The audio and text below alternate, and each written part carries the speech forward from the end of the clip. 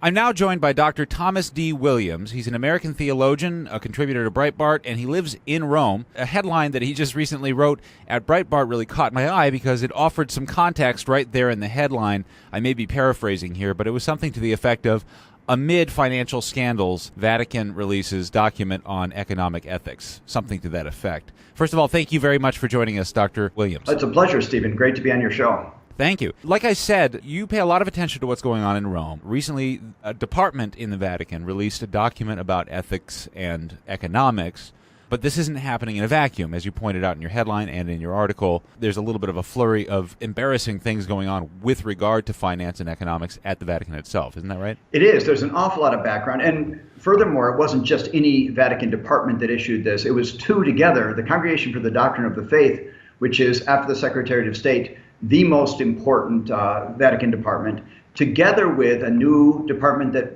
Pope Francis himself founded for integral development of the person.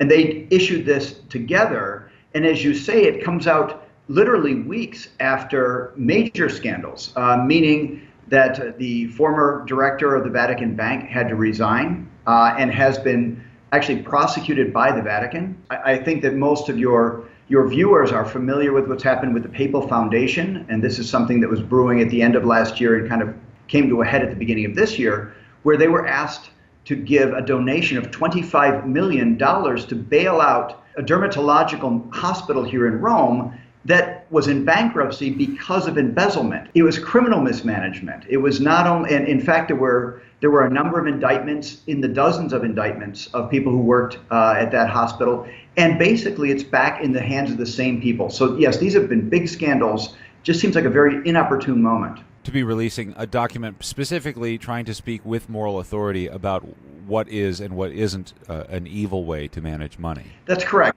And I got some pushback on this, and I'm grateful for the pushback. I mean, people say if you wait for the church to be perfect, then the church can't talk about anything. And that's completely true. It's a point well taken. We all experience that as Christians because we all have failings, and none of us is 100% the witness that he should be. But on the other hand, there is a question of timing. Right when you're in the midst of some very, very high visibility scandals, at that moment to put out a document specifically on the same topic. In other words, how companies should be running their financial situation, how to get rid of corruption, transparency, things that have been accusations against the way the Vatican Bank has been run, for example, then it becomes a little bit of a problem. What is your read on this? Could this be interpreted, in fact, as evidence in the direction of establishing some sort of an evil intent by some people there? Because, I mean, in other words, I'm thinking of Saul Alinsky and some other tacticians that are very Machiavellian, and there is actual written down advice from, like I say, Machiavelli-style tacticians about actually accusing others of things that you are struggling with yourself, and about deflecting by projecting problems you may have on your enemies. Could this? Yeah, that is definitely a possibility. I mean, I wouldn't go there immediately myself. It's possible, but I don't have evidence for it. I would, but I'm not in Rome, so I'm sorry. My understanding would be, honestly, just a lot of mishandling. Obviously, this has been in the works for a while too. This is not something that was just written last week. This is something that's been in the pipeline for quite some time. It's just really, as a friend of mine in Rome said, why didn't they at least give a nod to their own mismanagement, their own problems that they've suffered and the scandals that they've caused? It would have given more credibility to the document than glossing over that and just talking about the 2008 world financial scandal, right? I mean, it would have given them a lot better footing to speak from. The pushback that you're getting for this reminds me of an argument that I find myself having to make again and again. And maybe you can use this against your detractors, Thomas. But what you're saying could be construed as an ad hominem attack. People would say, well, read the document, read the arguments made. You're making an ad hominem. You're trying to discredit the speaker before he's even had a chance to speak. And at the same time, I remember I've always wanted to write a column. I haven't brought myself to do it yet, but I always wanted to write a column called In Defense of Ad Hominem Attacks. Because the master of rhetoric, of course, Aristotle, spoke of establishing ethos. before you make your argument. And if a speaker has no ethos or doesn't even bother to mess with his ethos, which is this sort of presentation of whether he's a worthwhile person to listen to on the topic at hand, then you've got a problem. And to point that out isn't necessarily ad hominem. And if it is, I guess ad hominem needs to be added to the list of legitimate arguments, doesn't it? Because how do you speak on that topic? Yeah. Yeah. I mean, if I were to push back on that, I would say, the church does have established credibility as an institution to speak on moral issues in the broad scheme of things. In fact, it's the mission of the church to do so.